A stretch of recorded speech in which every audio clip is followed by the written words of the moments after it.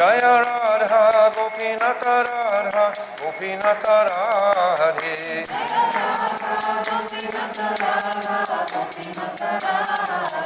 Jaya Radhe Jaya Radhe Jaya Radhe Jaya Shri Radhe.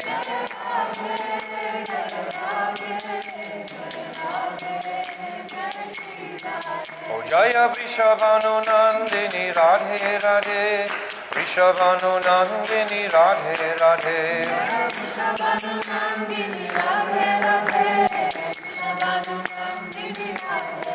Oh Radhe Radhe Radhe Radhe Radhe Radhe Radhe Radhe.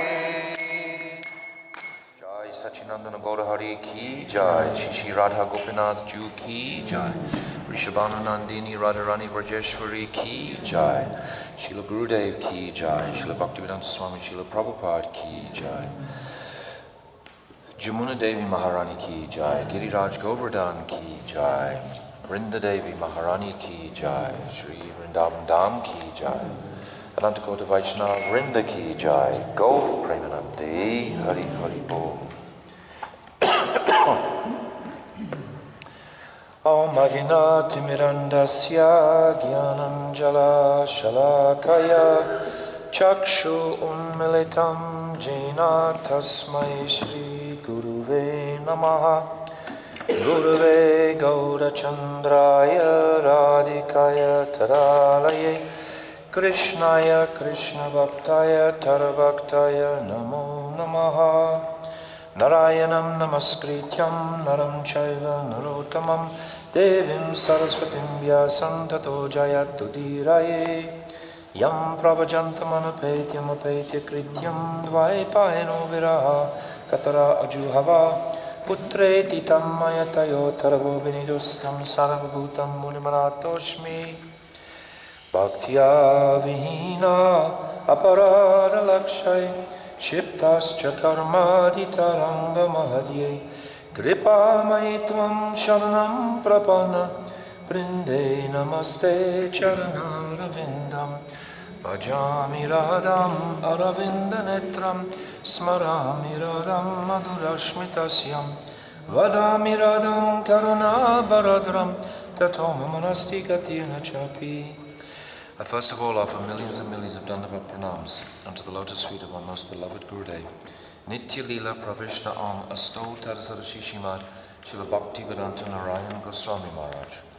And the same again, millions and millions of times, unto the lotus feet of our beloved Nitya Leela Pravishna Om Asto Tarsarashishimad Srila Bhaktivedanta Swami Srila Prabhupada, and all the Vaishnava and Vaishnavi devotees of the Lord, Dandavat pranams. Jai. So, yesterday we discussed the third stage that is described as sthanam. So, artha, sargo, visargascha, sthanam, poshanam, uttaya. So this third stage is to demonstrate that everything is resting on Krishna. And that's very hard for the pride of the conditioned soul to appreciate. So we're thrown a whole lot of descriptions about the heavenly planets, the subterranean planets, mango trees 80,000 miles high, etc., to really challenge us. Are we accepting this understanding that in fact everything in existence is resting on Krishna? Or do I actually think it's got something to do with my great mental ability, my great understanding of things? So, in one sense, it's like a challenge to our false ego to accept these teachings of the fifth canto. We discussed this yesterday, this remarkable phenomena of the sun having, hundreds of thousands of miles size, the yoke that is pulling the chariot of the sun god. So all these things are a tremendous challenge to us, but in this challenge we can come to appreciate my complete insignificance. Really, really, really. This is the purification of the conditioned consciousness when he can come to this place. So as well as the beautiful descriptions, there's also this dynamic of purifying our false ego. Now we come, because of course the purification of that, immediately the illumination of our pure nature, our Swarup, will take its place. So we're not the loser of anything by giving up this misconception of my greatness. We're actually entirely, the beneficiary of everything. The greatness of our own souls will start to manifest. What a wonderful proposition that is. Just to relinquish. It's called Naimitika Dharma. Relinquish this misconception of my identity in this world, and accept my identity as that Jivera Sarupoi Krishnera Nityadas. This is my identity. So today we've come to the stage called Poshana, Posana. The S has a dot underneath it. So Poshana, and this is the description of Krishna's devotees.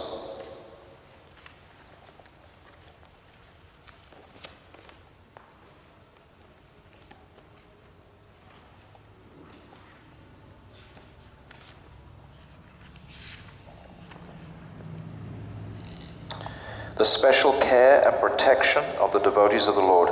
Surrendered devotees are taken care of. If we don't accept the authority of Krishna, then we will accept the authority of Maya. If we accept the authority of Krishna, we will be joyful. If we accept the material situation, we will suffer so many sorrows and miseries. So we have this choice. So it's described in the beginning of this sixth canto, that this stage of Poshana is about to be described regarding the beautiful pastime of Ajamil.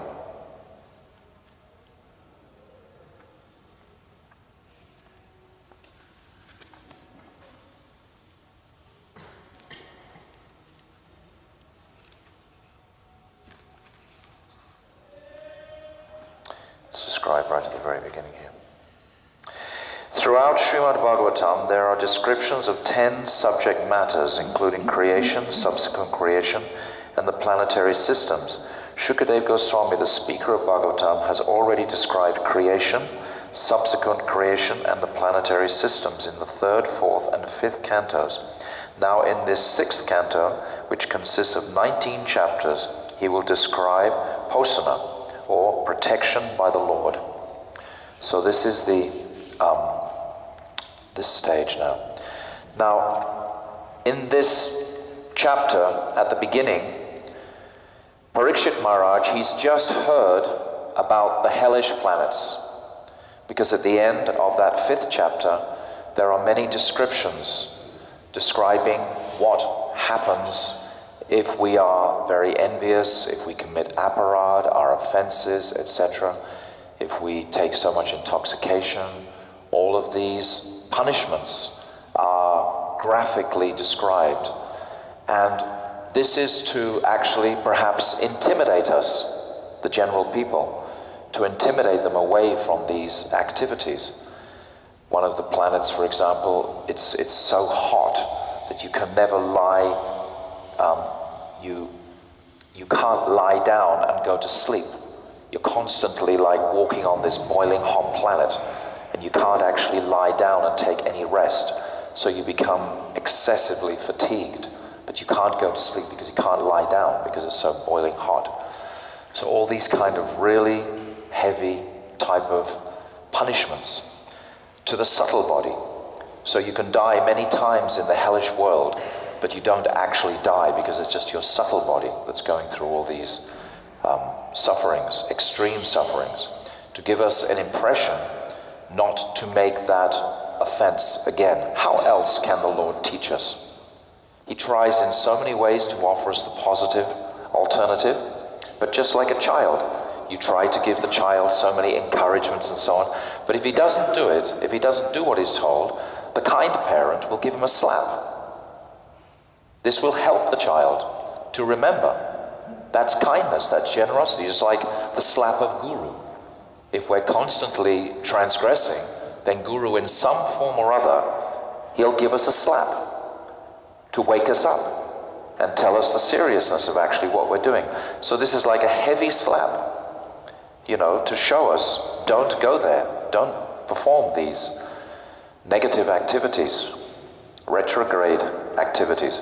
So Parikshit Maharaj, he's just heard all of this, and being a compassionate personality, his heart is melting.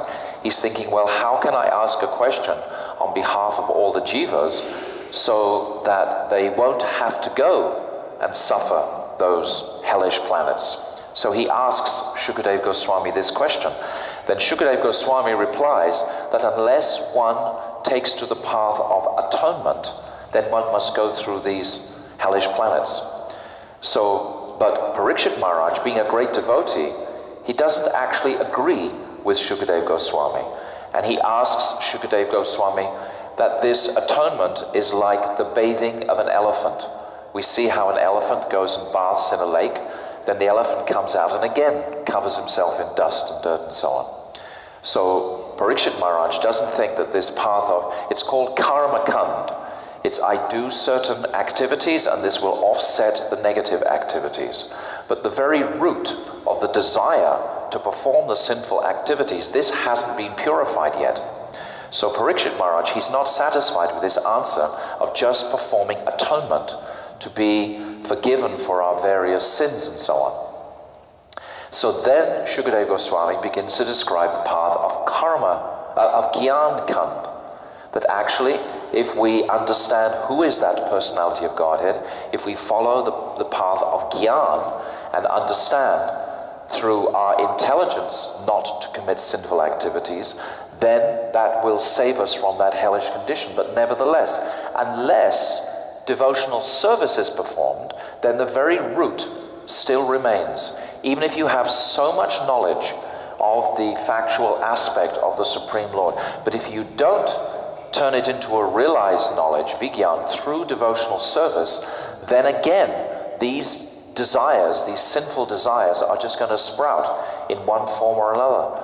Devotees, sometimes they sit in Vrindavan for 5, 10, 12 years, chanting so many rounds, reading so many scriptures, appearing, seeming to purify their lives, and then they go back to the West, and after 2 or 3 weeks they immediately fall into some sort of trap of Maya, because these desires, they hadn't been purified at the very root. So Shukadeva Goswami, when he describes the path of Gyan Kand, he doesn't even hesitate to wait for Parikshit Maharaj's objection. He goes straight from the path of Gyan Kand into starting to describe devotional service. And in that description of devotional service, he gives us the beautiful pastime of Ajamil. Because the highest devotional service is actually this Tannamarupa Charita di Sukirtano. This chanting of the holy name of the Lord is the highest devotional service. So in this pastime of Ajamil, we're all familiar with this pastime, but nevertheless I'll say it again for the benefit of those who don't remember it so well. So Ajamil was born in a family, a very Brahminical family, and he was trained up in all the Brahminical purificatory acts that he had to perform. And he was very submissive, very gentle. He was a good Brahmin boy. And he would perform all the yagyas, etc., as he was instructed by his good father. Then one day his father requested him to go to the forest and collect some flowers and some kusha grass. And on the way to the forest, when he was in his teens, about 17, 18 years old, on the way to the forest, he saw a Sudra and a prostitute that were very much intoxicated, and the Sudra was embracing the prostitute in a very gross manner, right beside the pathway where he was walking. And this activity right in front of Ajamil really bewildered his mind. And then he went to the forest, collected the flowers and so on, came back, gave them to his father. But he couldn't get this picture of this prostitute being embraced by this drunk Sudra out of his mind. The clothing had become loosened on the prostitute, and he just kept thinking of this again and again. He tried to resort to holding on to the scriptural tenets that he had understood and learnt, but he couldn't. He just kept thinking of her again and again. And then his father, very shortly after this, left this world. And then the Ajamil, even though he was given a beautiful wife, he employed this prostitute in the household to engage in the household cleaning and so on. And then he began to have a relationship with that prostitute, even though he was married. And then he took all the money that the father had left when he had left this world, and he began to spend it on this prostitute. And then he left his wife completely, he left his mother, and he moved out, and he just was living totally with this prostitute for many, many, many years. And it's described, he completely forgot all his Brahminical training, totally. And because he wanted to satisfy the lusty desires of this prostitute, he would even begin to rob people. He would even be an accomplice in murder. He would steal, he would do anything to secure funds to satisfy this lusty prostitute. And he had 10 sons by this prostitute. And then it's described in his very later years, when he was 88 years old, he still had a young son at that age. This is how lusty he had become. And he had a very small son, and for some reason, due to his Sukriti in the beginning part of his life, he called this son Narayan. And in his very advanced age at 88, he was always calling his young son, and his young son would come to him, he would eat with his young son, etc., and he would walk with his young son Narayan, he would sleep with Narayan, he would perform all his activities around this little boy Narayan.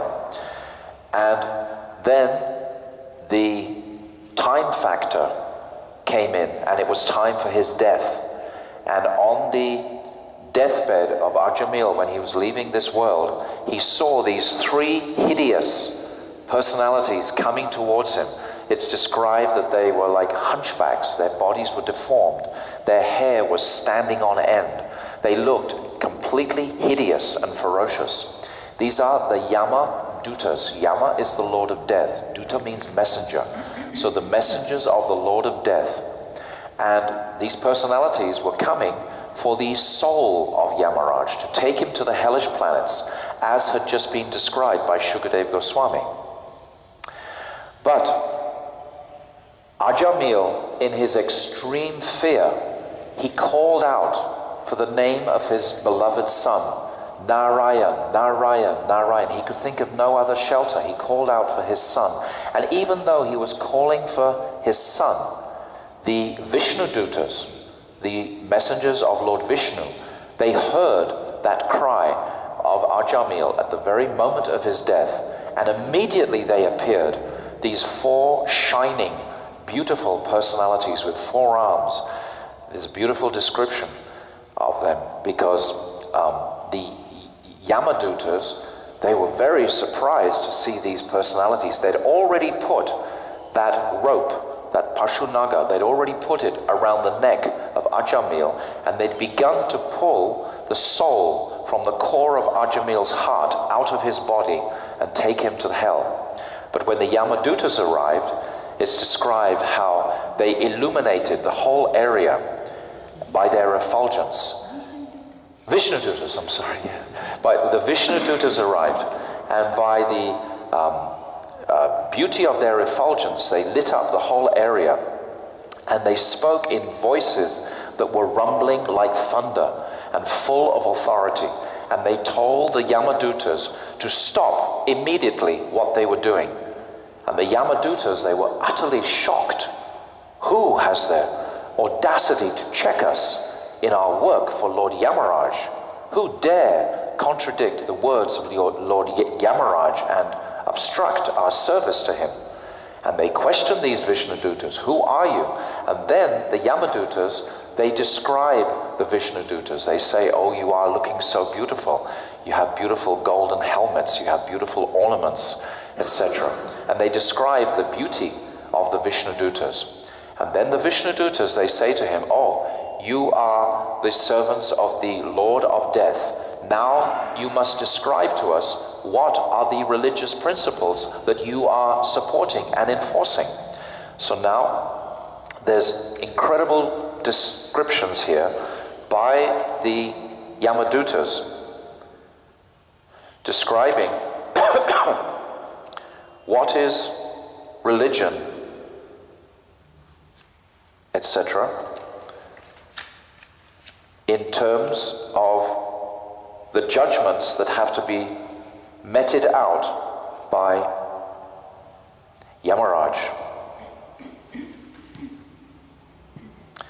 So the Vishnu, I want to read some of this because the purpose of all of these classes we've just been having is to inspire us deeply towards reading ourselves every single day of our lives something from this Bhagavad Purana.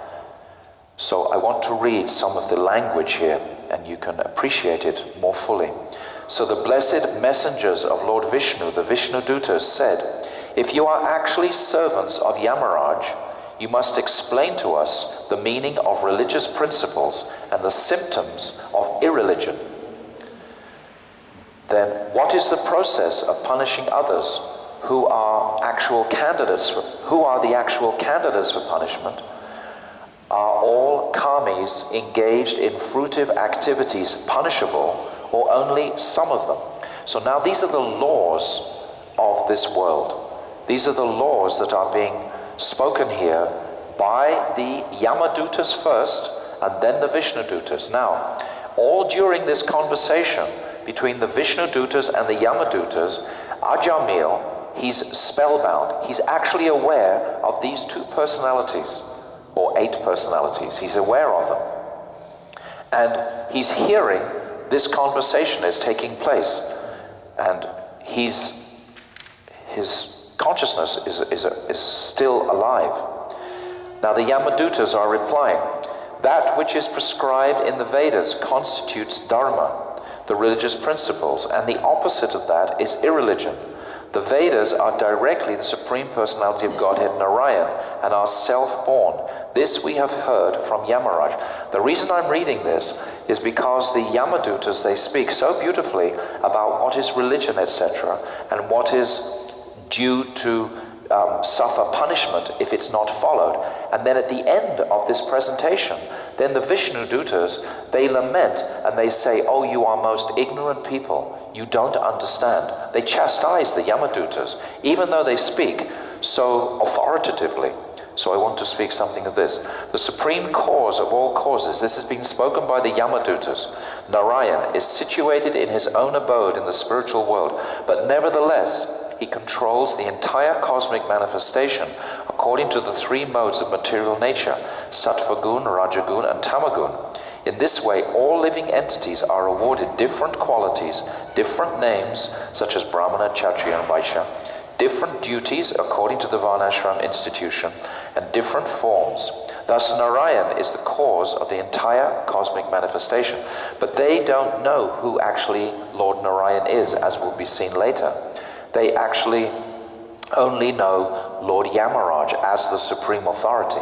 This creates great bewilderment in the minds and hearts of the Yamadutas. Now it's describing something very beautiful that would be helpful for you to remember all of these. There are 13 witnesses to every single activity we perform in this world.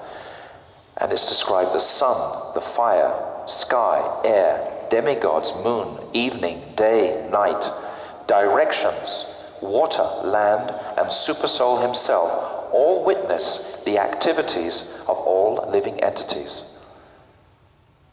So you cannot escape the pen of Chitragupta writing down all of our various offenses in this world, all of our turnings away from the Lord, all of our desires to enjoy this world. Every single particle of that is recorded.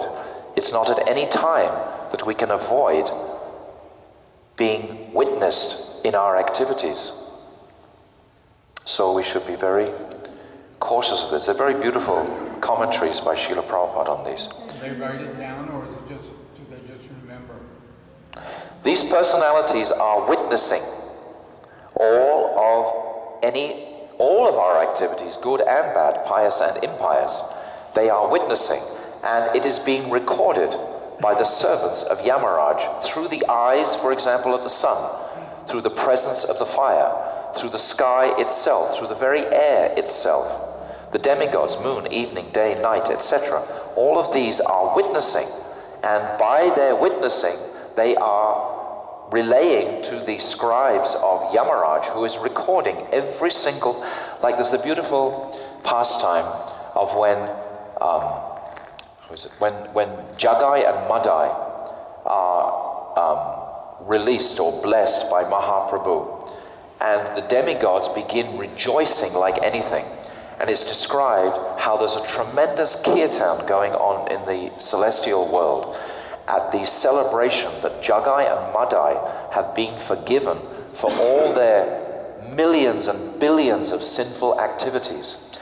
And at that time, the scribe of Yamaraj, Chitragupta, he's saying, I had become so weary writing down all of their millions of sinful activities. I didn't think it was conceivably possible that they could ever be forgiven from these activities. So by this kind of demonstration, we see the all-compassionate Supreme Lord. Just like a son can perform so many sinful activities, but the Father always loves the Son and always hopes the Son will begin to express regret at some point, because regret is the cure. It's called akshepa. Bhaktivedanta Thakur sings repeatedly in the Sharanagati, the Gita Mala, about these beautiful qualities of akshep. So if you perform some sinful activity, which we all will do, probably before the sun goes down tonight, then at least have the goodness or strength of mind to regret what we did. It's by that regret that the healing process starts. If we do something and we're too proud to admit or confront or face whatever misdemeanor we performed, then it can never be purified. It's so important. We're going to see in the life of Ajamil, after this conversation, Ajamil, it's described, he comes back into his bodily consciousness and he's regretting so deeply. There's maybe 7 or 8 verses written here, how he regrets that he didn't look after his parents, he regrets that he took all that money, he regrets that he went with this sinful low woman. He's full of remorse and regret. This is the healing process.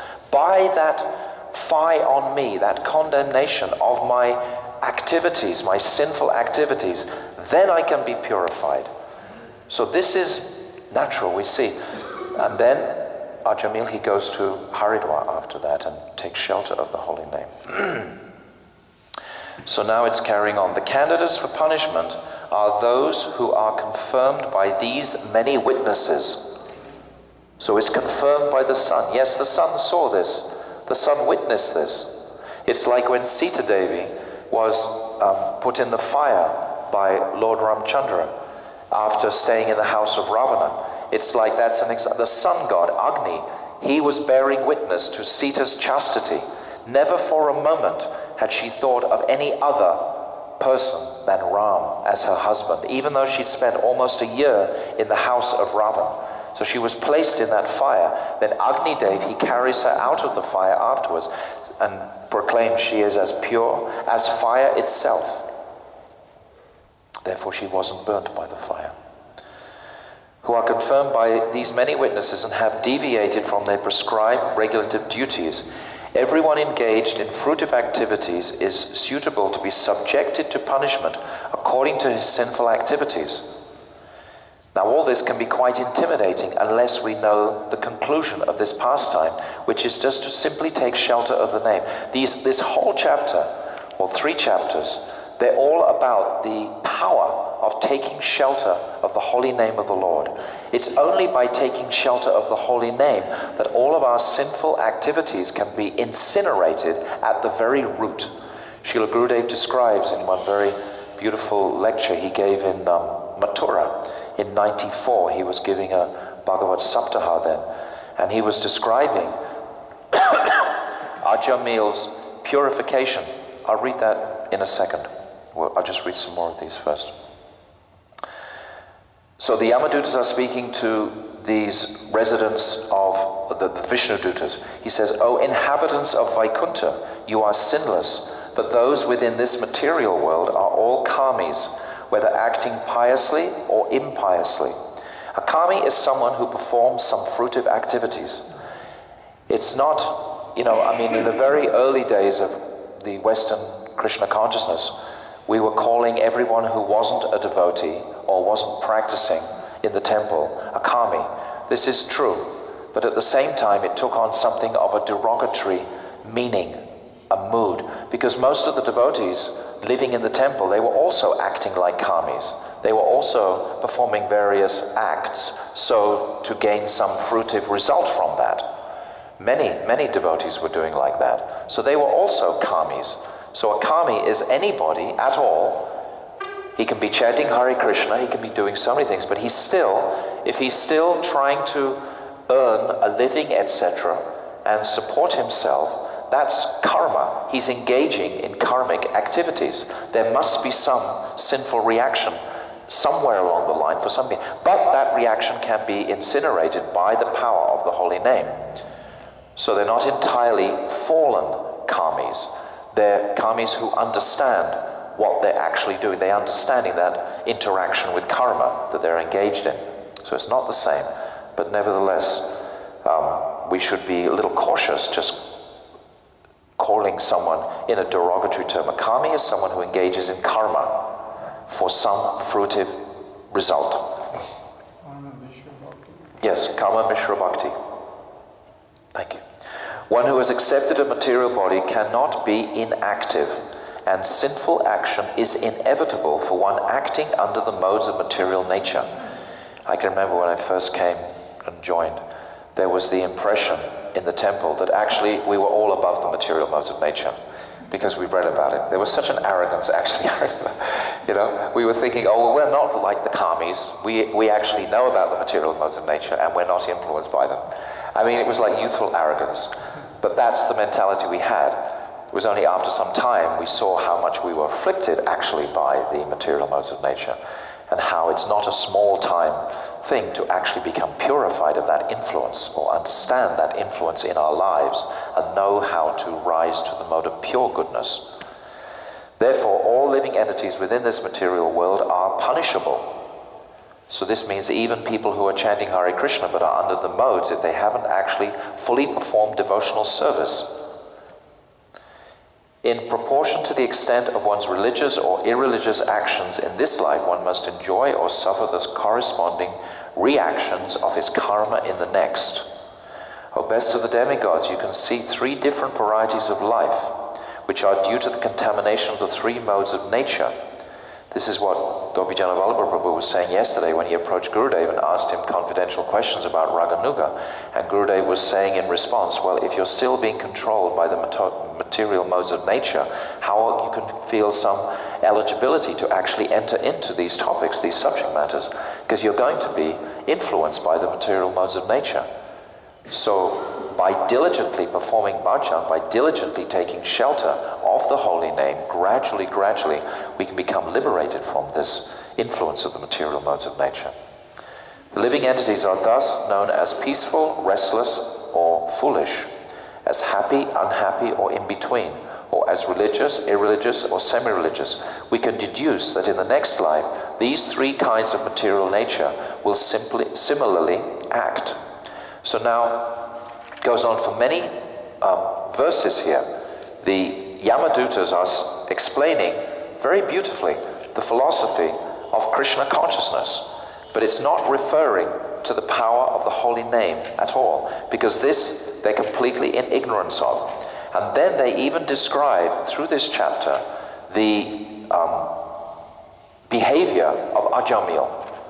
Now, very beautifully that is great. You have to read it to feel their sort of authority.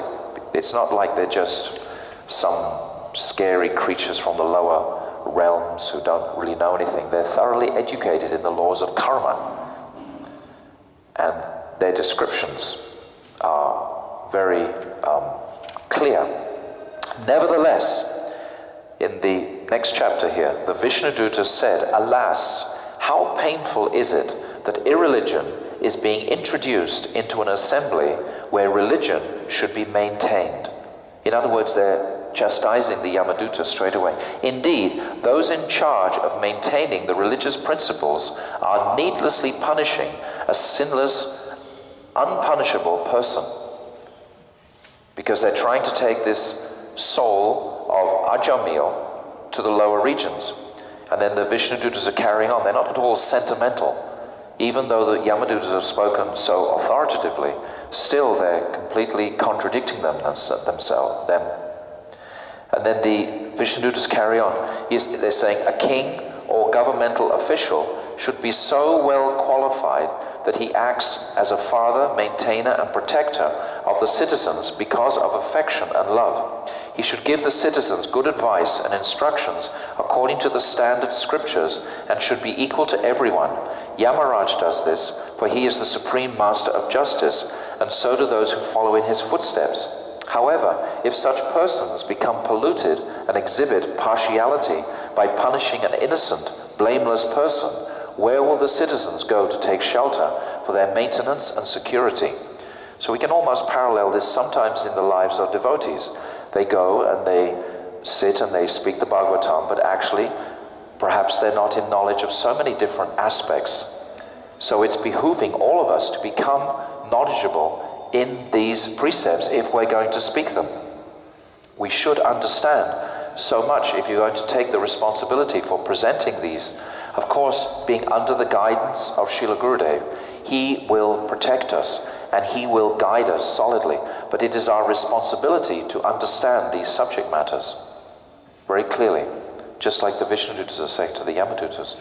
He's saying the mass of people follow the example of a leader in society and imitate his behavior. They accept as evidence whatever the leader accepts. Prabhupada used to say that if any spiritual leader has some type of, we call it fall down. Of course, you're not really a spiritual leader if you can have a fall down. A spiritual leader doesn't have a fall down if a spiritual leader is real. But if someone has such a thing as a fall down, what a disturbance that causes in society.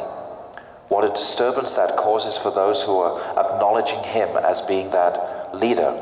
So we have seen historically, just in 30, 40 years, so many examples of that, where individuals have posed themselves as a spiritual authority and then proven themselves to be irresponsible in that duty and have actually performed acts which are totally opposed to dharma and religious behavior.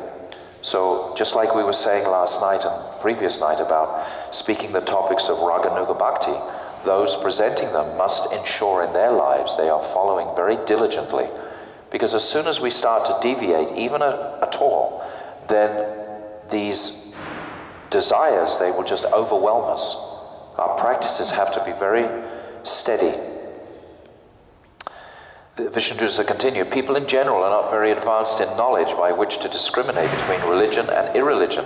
The innocent, unenlightened citizens are like ignorant animals sleeping in peace with its head on the lap of its master, faithfully believing in the master's protection.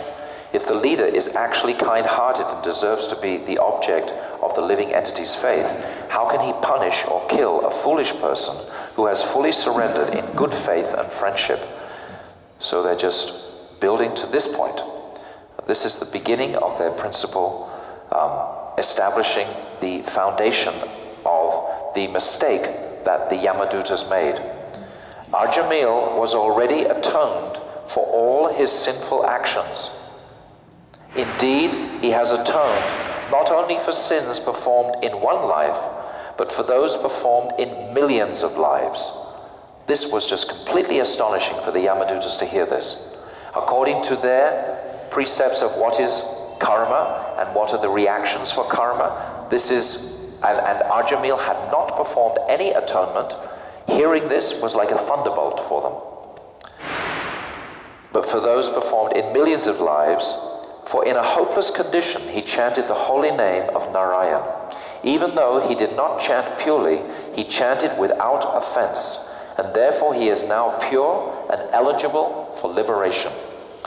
So there's a verse here, Namno hi avati shakti papo niharane hara taravat kartana shaktati patakam patakina raha. Simply by chanting one holy name of Hari, a sinful man can counteract the reactions to more sins than he was able to commit. If one chants the holy name of the Lord, even in a helpless condition or without desiring to do so, all the reactions of his sinful life depart, just as when a lion roars, all the small animals flee in fear. By once chanting the holy name of the Lord, which consists of 2 syllables, Hari, one guarantees his path to liberation. There are so many verses.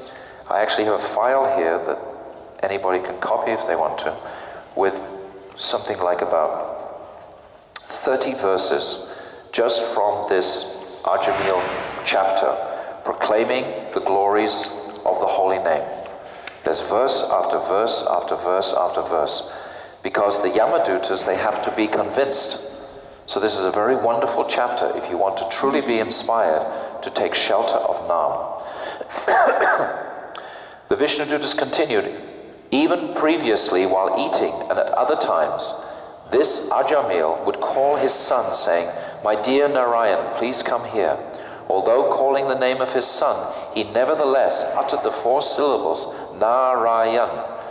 Simply by chanting the name of Narayan in this way, he sufficiently atoned for the sinful reactions of millions of lives. Now Srila Gurudev explains that Srila Vishwanath Chakravarti Thakur says that the very day Ajamil named his son Narayan, all his sins were finished. From the very first day, any namaparad disappeared the very first time he uttered the name Narayan. Just by the first utterance of the name, and after that, the rest of the names he called out constituted his sadhana. We see that all the while he was taking the name, he continued to act unlawfully, stealing, taking intoxication, and so on. However, considering his behavior at this point as sinful is not proper vision. Now we have to really accept these teachings and accept the power of Krishna's name in regard to Ajamil at this point. Gurudev goes on further to describe how if you take peas and you plant them in the ground, they'll very easily grow. But if you take those same peas and you fry them in a pan, you've cooked them, and then after that you try and plant them, they can never grow. Even if you put on kilos of manure, you can never get those peas or seeds to grow, because they have been cooked at the root. That life force has actually gone. So the sinful material life force is cut. It's annihilated by simply one time chanting the holy name of the Lord. Now we might think, well, why don't I just go and do so many other things? I've already chanted the name of the Lord. But if we commit nam aparad on the strength of the holy name of the Lord, then an even worse reaction can manifest, because there are 2 types of reactions that we suffer for. One are sinful reactions pertaining to the body. A sin is something that pertains to the body. If you commit adultery, if you steal, if you murder someone, that is called a sin. And the reaction to that will be an effect on the body. You will suffer grossly, you will suffer sickness, etc., or you'll be incarcerated in jail, etc. You'll suffer something to the body. But if you commit aparad, that sin or that offense is to the soul, to the spiritual aspect of the living entity. And for that, then you will suffer a reaction spiritually. You understand? The two differences between sin and aparad. Aparad, you're going to suffer spiritually. You're going to become bereft of all good intelligence. And again, your material desires are going to rise, because that's the result of all aparad. And this is the stumbling block in our devotional service, is our continued aparads. It makes you think that if you just heard the instruction to chant Hare Krishna and then avoided the society of devotees and just kept on chanting Hare Krishna, you'd probably be almost in a safe condition in one sense, because you wouldn't be committing Vaishnava aparad. But it's such a serious thing that it will impede us. And Gurudev speaks throughout this beautiful essay he's giving about this obstruction that the devotees experience, that we're so used to gossiping about this one, gossiping about that one. If we in any way, I'll read it to you what Gurudev's words are. They're much better than I can say. So he talks about the peas and so on, and then he also talks about the poison in a snake being removed. This is what it's like when you've chanted one name of Hare Krishna. And similarly, now Ajamil's unlawful activities had no power to give any fruits or bind him. So after he said that one name, all was actually purified, and all those other sinful activities, they didn't have sufficient poison, so to speak, to actually bind him again to this material world. He was going through a purificatory process, even though he didn't know he was going through it, still just by calling the name of his son. It is like a rope which is burnt. The shape of the rope is still there in ashes, but when one touches the ashes, it falls apart, and it cannot be used as a rope. So in this sense, these so-called sinful activities are not even a reality, because the name has been chanted. The result of Ajamil taking the names of Narayan was that he got the association of the Vishnudutas and took Diksha from them. So this is the result, that he got sadhu sangha, because prior to that he had no sadhu sangha. So the Vishnudutas represent Ajamil's sadhu sangha, and from their Diksha, and then from their understanding. He had not disrespected the Vaishnavas in this life or any previous life. This is the principal key. Ajamil had not committed any Vaishnava aparad. Therefore, he was blessed with this remarkable fortune of being inspired to call his son Narayan and invoking the presence of the Vishnudutas. This remarkable fortune was caused by his sukriti, his sanskar, but then the result of that fortune was the sadhu sangha. And Gurudev describes this is when Diksha actually took place. And the result of his Nam Abbas was that he received the association of the Vishnudutas, who gave him Diksha and explained to him in full the glories of the holy name. Rupa Goswami has promised one should stay in Vrindavan under the guidance of a sadhu, chant the holy names, hear Bhagavatam from the mouth of a Rasik Vaishnava, and serve Sri Vigraha. There is no doubt that by doing these 5 activities, one will surely receive Krishna Prem. However, there is one condition. There should be no disrespect or offense to the Vaishnavas. Our dilemma is this. We are doing Harinam, staying in the holy place, hearing Bhagavatam, but we are not really hearing. And sometimes some of us, acting as if we are following, speak publicly on the Bhagavatam and give instructions to others, but we do not protect ourselves from Vaishnav aparad. Joking and laughing, we somehow disrespect or criticize the Vaishnavas, and this, the holy name, Bhagavan's name, cannot tolerate. Therefore, we deceive ourselves and are deprived of getting the real fruit of Nam. And in this way, many lifetimes are wasted. Lifetimes are wasted. So we can chant 1 lakh, 2 lakh, 3 lakhs a day.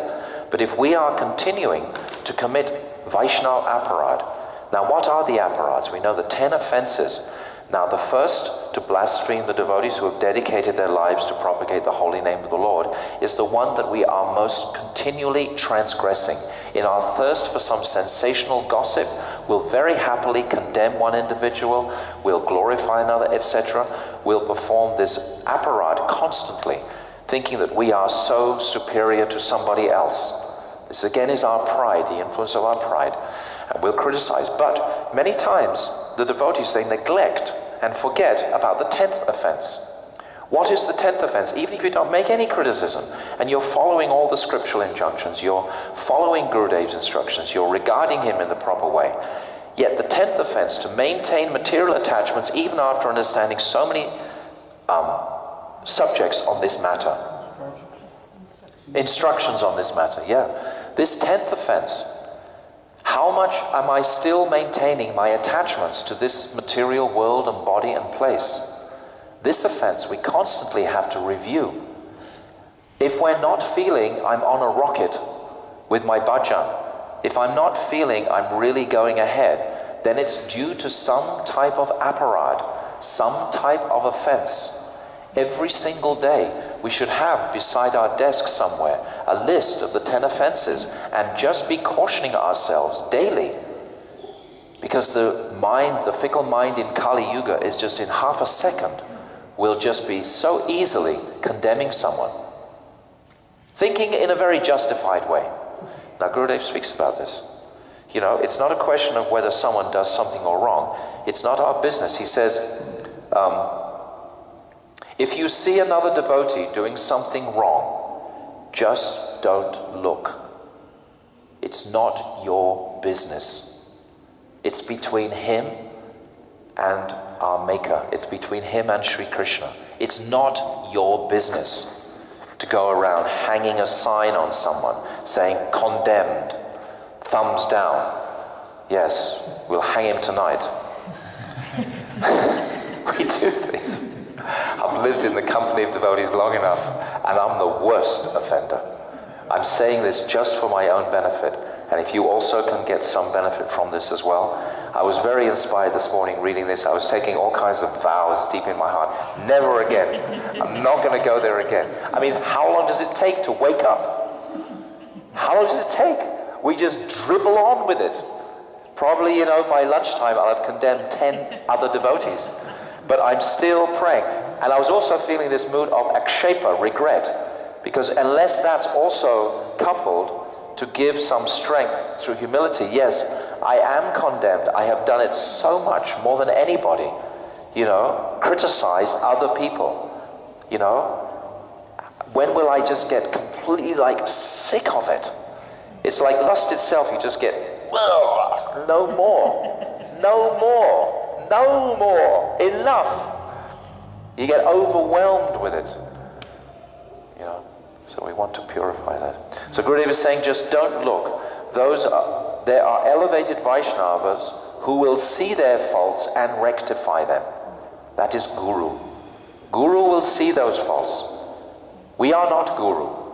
Allow the Guru Jana, allow them to rectify the faults, not us. Don't take that role. Unless someone is asking something from us, unless someone is inquiring in a very humble way, oh Prabhu, did I do wrong here? Did you see me make some offense there? We should be checking, asking. Do you see where I am going wrong? If I'm asking you humbly, what is my mistake? What am I doing wrong? If I'm inquiring, then you can say. If you're brave enough. If a karmi does, let's say the 4 regular principles, if a karmi takes intoxication, he gets some kind of karmic activity and some kind sinful activity, yeah. So like if a devotee performs intoxication or something, is it the same kind of reaction? How is he a devotee if he's doing intoxication? But sometimes devotees or what, they need a drink? It's too heavy going. Is it the same? Huh? Is it the same reaction? Probably a lot worse. Because you know you're not supposed to do it. You know, the materialist, he doesn't know. I can remember before as a devotee, I was wondering, why did I used to be so happy before as a devotee? I used to think, taking so much intoxication, didn't even know I wasn't supposed to take it. But once you know, you're going to get a much harder slap if you're not in ignorance. Prabhupada was going to let the devotees eat meat and also drink wine. They can drink. That wasn't devotees, that was to encourage people to come to the path. Like, that wasn't the principal teaching. The principal teaching is to describe Krishna. First you describe how beautiful is Krishna. Even if they're eating meat and drinking wine, you can still encourage them in that way. You encourage them to the beauty of the Lord. And when they start to appreciate that beauty, then you can start to encourage them not to be like animals. Doing those sort of activities is simply on an animal life. Those 4 regulative principles we follow only bring us out of animal life. That's all they do. They bring us to the human platform. A human doesn't indulge in illicit sex life. A human doesn't indulge in gambling. On the human platform, you don't indulge in those kind of lower grade activities. They're activities of animals. What happens when you get intoxicated? You lose your brain completely. I mean, what wise, gentle man would want to engage in an activity where he became bereft of all intelligence? An animal-like man would do those sort of activities. So it's like training an animal, training a wild horse, You do it very, very gradually. You put it on a bridle, you don't give it something here, you just put it over the nose and you let it run in a circle around you, and gradually you're pulling it in, day by day, week by week. You don't all of a sudden try and, saddle it and bridle it and ride on it. It has to be a gradual process. So once you understand that, then it's even worse. Yep. And you suffer even worse. But you can be purified. But, what can you say? Let me just read what Gurudev says here. There are elevated Vaishnavas who will see their faults and rectify them.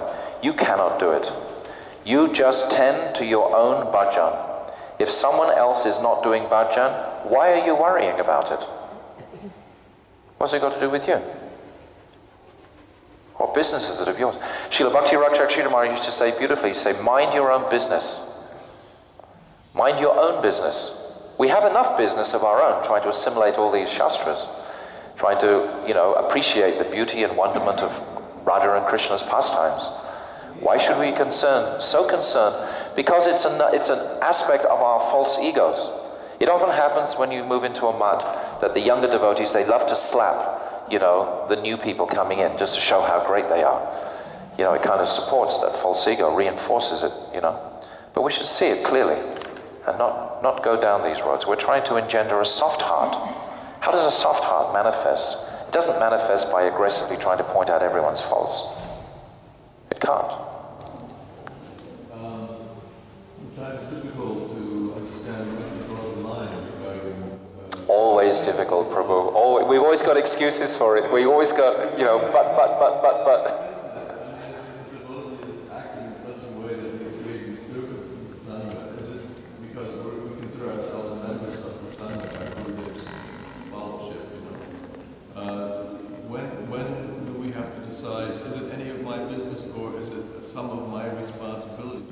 It depends if you're designated with that particular responsibility. If you're given a role of responsibility to deal with that specific problem. Like Gurudev said, those who are, what does he say?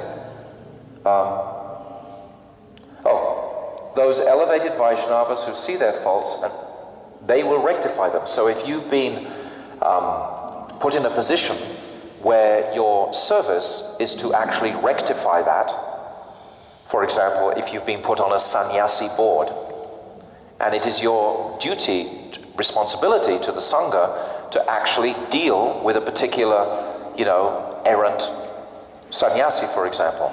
That's your duty. You have to do that. And you do it as much without envy as conceivable. It's always the ingredient of envy. As soon as that comes into the equation, then everything becomes very material. But if you're doing it simply as a duty and a responsibility to the society at large, then it's like a judge, a high court judge. He makes his judgment completely depending on the scriptural or the law of the day. you know? But at this point of it, and we should see in ourselves, am I condemning this person because it makes me feel good? It gives me some self-righteous kind of like, you know, feeling in my heart. We can always understand these things, Prabhu. We always know intuitively. One lady was asking me last night, how can I tell the difference between this and... Jiva Goswami, he said that intuitively, the soul, the jiva, knows what is right and what is wrong. Every time. We might forget in our illusion state, but nevertheless, if we become somewhat sober, we will always know what is right and what is wrong. And the principle that Gurudev is saying here, you just carry on with your... I mean, this morning I got some letters from England saying, oh, what is happening to our Sangha? Is this going da da da da da? And again, I just had to write, just you know, take shelter of Nam, take shelter of the scripture. They cannot cheat you. Nam cannot cheat you, Shastra cannot cheat you. And by immersion in that, Sadhu will reveal himself to you. Pure Sadhu will naturally reveal himself to you. Now, if we don't have the illuminated Acharya guiding us in the same way that we were familiar with previously, then we take shelter deeply of Bhagavatam, of Shastra. We take shelter deeply of Nam, of our Seva, and we wait for that illuminated person to manifest, that Sadhu Sangha to manifest correctly. There's enough, you know, occupation for our mind here forever. Yeah. Is there a difference when you're speaking of someone's bad qualities, but you're not coming... For example, I'm explaining to my fiance about this member of my family and their history, their troubled history, and some of it is negative. Right. Just to sort of fill in the missing pieces, because she's going to have to deal with this person. And, Understand. But you're talking about them in a negative way, or you're talking about their negative past. Yeah. But it's not really coming from that place of, like, I'm better than them, or this is just how it is. This person is as much as possible, Prabhu. afflicted with I this. understand what you say, I hear what you say clearly. And many devotees look for some kind of a loophole into having an opportunity so that they can speak negatively, because that's been our conditioning. It's the condition of material consciousness. You read any newspaper or anything and hear the news, it's all bah, bah, bah, bah, bah. All of it, all, you know, the whole world we live in is like, you know, rolling on a negative thing. We want to try and become habituated to speaking positively. And as much as possible, we have to really, really train the mind. And if you're in a situation, you're speaking to a relative about another relative or something, there's some problem, something like that, then you have to express the problem. Maybe you're explaining some psychological difficulty, something like this. As much as possible, try to understand this principle that the soul in its nature is utterly splendid and beautiful. There is no mark. It's only from our eye, from our mayic vision, that we are perceiving some cloud actually around that individual. It's from my vision. If we try to always...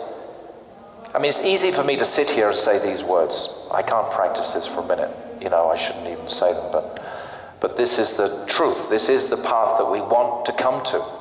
It's like the adage, you know, you've got one finger pointing, you've got three pointing back at yourself. In almost any situation, always try to avoid it. And when you're stepping in there and you're feeling the need to actually clearly describe someone's character so that they can be safeguarded, you know, against some disaster that may happen if they don't know, as much as is conceivably possible, Krishna will always give us an opportunity to actually speak favorably. We have to practice this speaking favorably. You know, it doesn't come naturally to us through our condition. For some souls it does.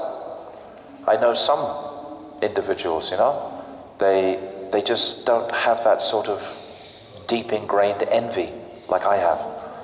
You know, they seem to be sort of freed from that, from births, you know, they're very fortunate. But many of us are tainted with this enviousness of this material world deeply. And by the power. You see, if we do chant a lot, we don't have so much time to engage in these lower, gossipy-like conversations. And it's always a good excuse if the other person starts speaking negatively. Oh, Prabhu, I have to go and chant my rounds. Just hold that sentence, I'll be back after a couple of hours. You know? And then it's all sort of forgotten about. You know? You can do like that. You can use it. Yeah, just you can do.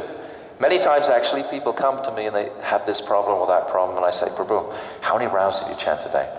And if they say like 8, I say, well, go and chant 60 and then come back. They never come back. And then if they've chanted 16, I say, well, go and chant another 16, then come back. And then they never come back again. So it's like, this is the cure-all. It's a fact.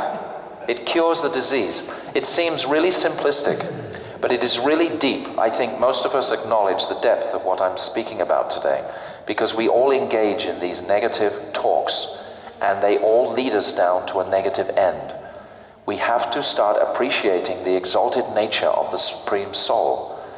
We do that simultaneously appreciating the beauty of Sri Radha and Krishna, their beauty, and then we start to see that reflected in the individuals. If you start to look at everyone's intention, practically in the society of devotees, most people have the best of intentions. They do. They mean well, but they sometimes just don't know how to do it. And it comes out really negatively. But they mean well. If you consider the intention, before you consider what you feel to be something, offensive or negative.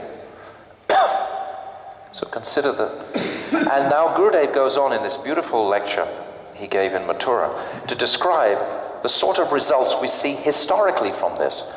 When the demons neglected Sukracharya, their guru, immediately Brihaspati he told the demigods, now you can go and invade the hellish planet. Now you're going to actually conquer the demons. And then when the demons saw that Indra had disrespected Brihaspati, then immediately Sukracharya said, now go and attack them. They committed some aparad. And then they went and took the whole heavenly kingdom. Bali Maharaj took over Indra's throne. So we see, and then there's the example Gurudev gives of Sati, when she was questioning Lord Shiva about Ram. Why was Ram offering obeisances? Why was Lord Shiva offering obeisances to Lord Ramchandra when he was wandering in Chitrakoot lamenting for the loss of his Sita, his consort? How could this be the Supreme Person? And then she disguised herself as Sita. And she kept coming in front of Ram, who was wailing, where is my Sita, where is my Sita? She kept coming, like this, I'm here, I'm here. And then Ram just kept avoiding looking at her. And then after 10 minutes or so, then Ram just turned to Sati and said, oh Sati, where is your husband? Why are you wandering around alone? And then she realized, well, he can see right through my disguise of looking at, and then she realized that actually this is the Supreme. But she made an offense to her husband. And when she came back, her husband was being showered by flowers by the demigods because he had accepted the vow of Monavrat. So he didn't have to speak to his wife, Sati, at all. And then he made Sati sit in front of him like a mother. No longer she was sitting beside him like a wife because of the offense that he had made to her. So all of these examples of offending a Vaishnava are actually throughout the Bhagavatam. We see the results of this. How even Gajendra got the body of an elephant. Remember that story? He'd been a great king in Durdumna, and he'd been given a garland by Durvasa Rishi. And Durvasa had taken that garland, and he'd garlanded his elephant with him. Durvasa became very offended by that offense. In his next birth, he took the birth of an elephant. I mean, all the way through the Bhagavatam, there are these examples of what happens, even if you're practicing the devotional precepts. So it's not that, yes, I'm home and hosed, I'm safe. I'm in Vrindavan chanting Hare Krishna. There are these offenses that we can't commit. So we should be very thoughtful to understand that if I'm not really moving along rapidly in my appreciation of Radha and Krishna and my seva, it's probably or definitely because I'm committing some type of offense or aparad. So I should very closely examine that. So this is also explained within this beautiful pastime. Now what happens after this conversation, then Ajamil he tries to speak to the Vishnudutas. The Vishnudutas recognize that, and then they disappear, and the Yamadutas go. And then Ajamil immediately, as I described already, he feels great regret and remorse for committing so much offense and sinful life. And he leaves his home immediately. He doesn't even look left or right. He's lying on his deathbed. His little child, who he was so attached to, his wife, prostitute wife, all the things, whatever in the home, he doesn't look left or right. He just gets up on the bed and goes straight out the door to Haridwar. He doesn't think, oh, I'll pack a bag, get some money, go to the AMT, whatever. He doesn't do anything. He just straight out the door on the way to Haridwar. And this sort of mood is described by the commentators is that the devotee should have this kind of mood towards his attraction to Radha and Krishna, just as much directly as we can. Not worry about the material past. The material past is material. It has no real foundation. It's just part of the illusion. We can just walk straight out of the door and try and embrace more fully, with more determination. And actually in this edition, they've included a very beautiful commentary of Srila Vishwanath Chakravarti Thakur on this point of determination. This determination to just embrace the lotus feet of the Lord fully. Now what happens, the Yamadutas, they go back to Lord Yamaraj, completely bewildered. And they want to know, who were these persons who obstructed the carrying out of your orders? They're very intensely disturbed. And it's described that the Yamadutas feel if they're not satisfied by Lord Yamaraj at this time, they're going to commit suicide, because they feel no shelter is there for them. They're really bereft. It's an interesting insight into the Yamadutas, because we see them as hideous, like fiends, but actually they know the principles of religion and dharma and karma. So they're not just like, idiots or anything like that. They're educated in dharma. Two questions. What? Things that I've heard about Yamadutas from devotees who have had experience actually encountering them. Devotees? And live to talk about it, yes. Devotees actually. I mean, it's a lengthy story, but this phenomenon of the Yamadutas, I'd just like to support the description of the Bhagavatam, that's why I'm mentioning this, is in human society is a phenomenon that is recorded since time immemorial, I would say. There are books, literatures about the Yamadutas. They have different names in different societies. But experience and exchanges of the Yamadutas has been happening since time eternal. It's nothing new. But this phenomena of them looking hideous and ferocious can also be, from what I've heard, I mean, it's just my humble conclusions, that they are kind of psychedelic. In other words, I've heard that they actually reflect the very qualities in their persona of the people that they are picking up. The bad qualities, in other words, the sinful qualities that these persons have. When they behold the Yamadutas, what they actually see are their own sinful qualities manifest in their appearance. This is very much like a ghost. A ghost works on one principle of fear. If the ghost can make you afraid, then that's the ghost's power. If you're not afraid of the ghost has no power over you whatsoever.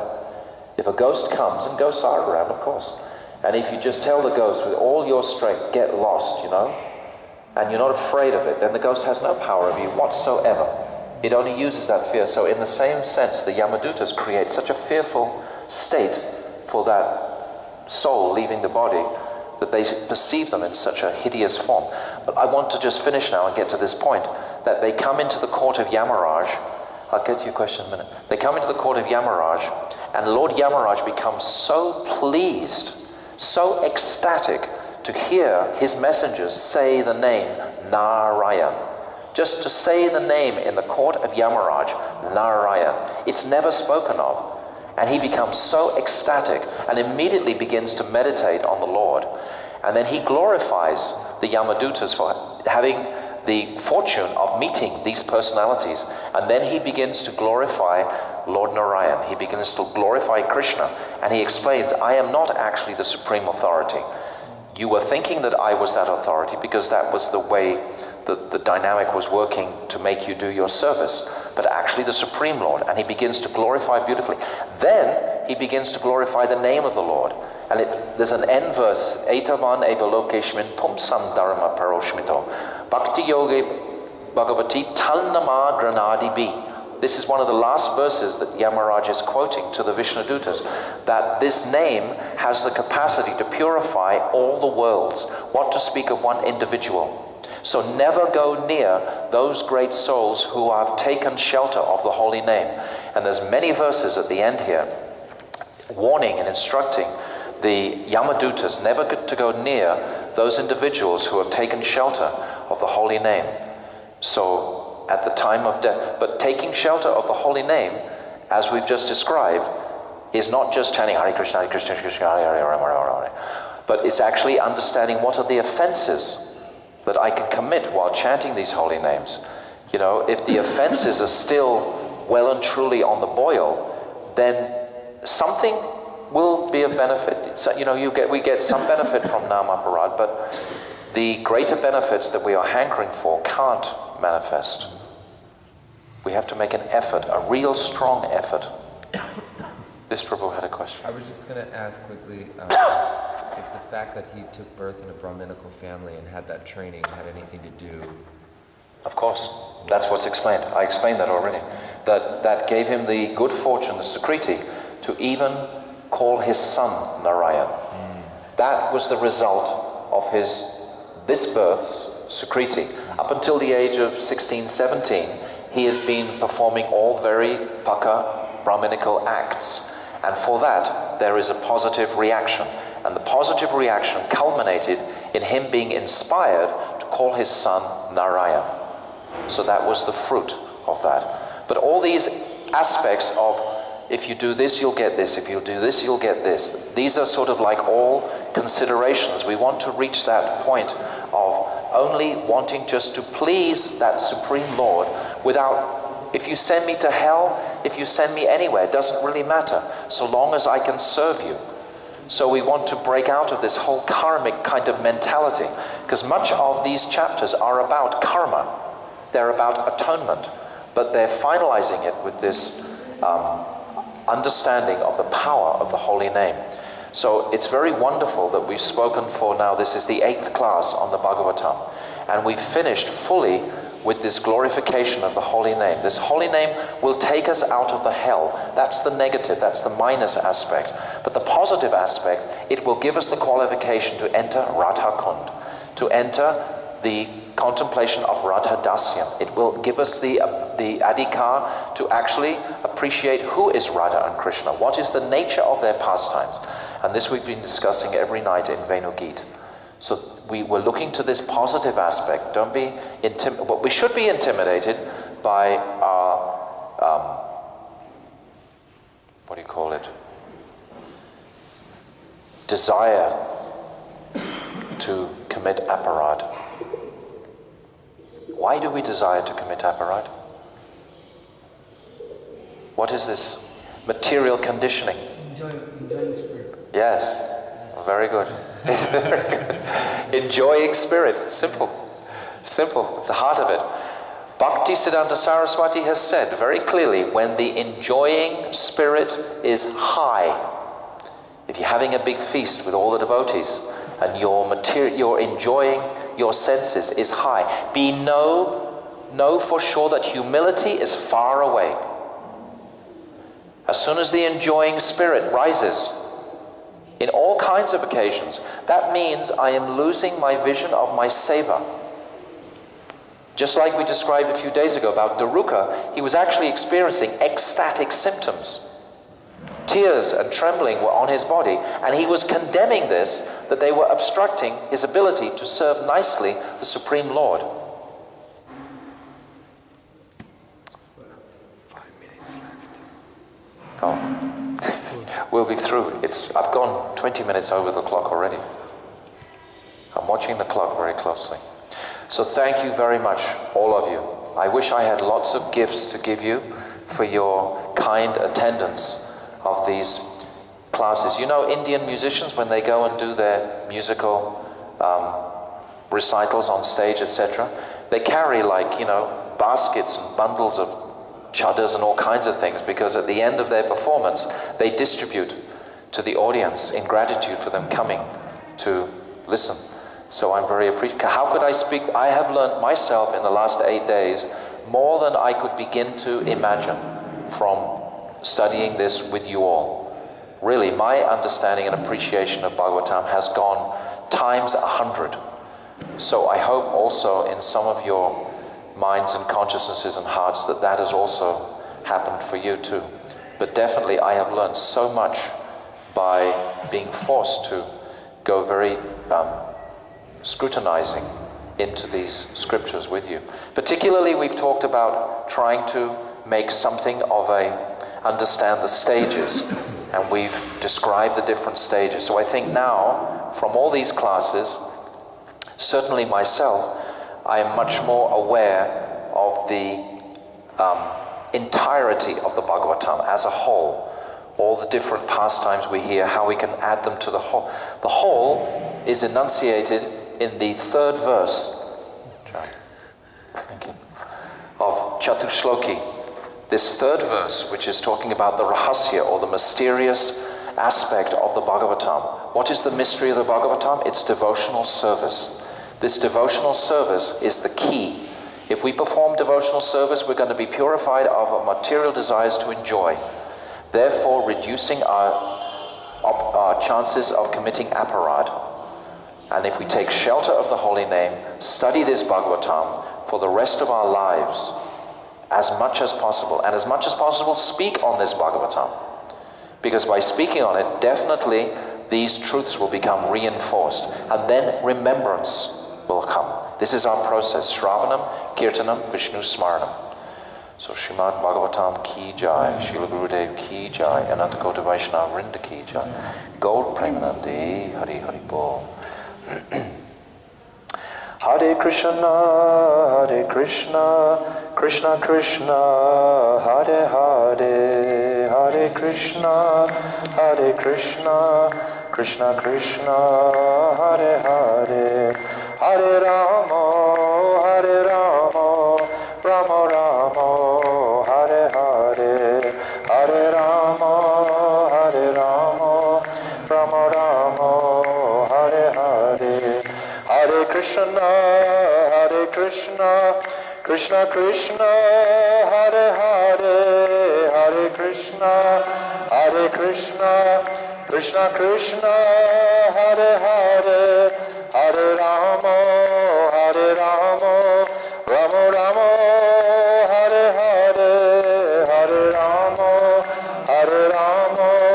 Rama Rama, Hare Hare, Hari Bol, Hari Bol, Hari Bol, Gaura Hari Bol, Nitai Gaura Hari Bol, Hari Bol, Hari Bol, Nitai Gaura Hari Bol, Nitai Gaura Hari Bol, Hari Bol, Hari Bol, Gaura Hari Bol, Nitai Gaura Hari Bol, Hari Bol.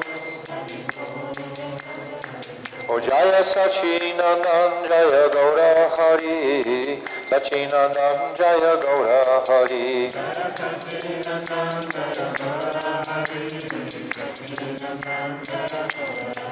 O Jaya Radha Gopinath Radha Gopinath Radhe.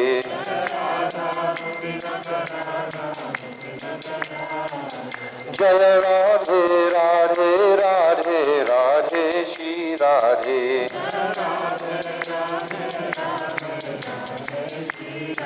O Jaya Vrishabhanu Nandini Radhe Radhe, Vrishabhanu Nandini Radhe Radhe.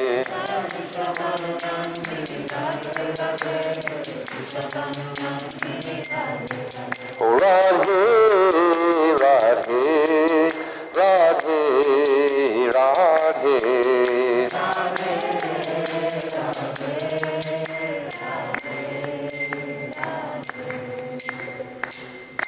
Srila Gurudev ki jai, Srila Prabhupada ki jai, Srimad Bhagavatam ki jai, Shri Satchinandan Gaurahari ki jai, Sri Radha Gopinath Ju ki jai, Sri Vrishabhanu Nandini Radharani Brajeshwari ki jai. Vaishnavas ki jai, Anantakota Vaishnava Vrinda ki jai, Gaur Premanandi, Hari Hari.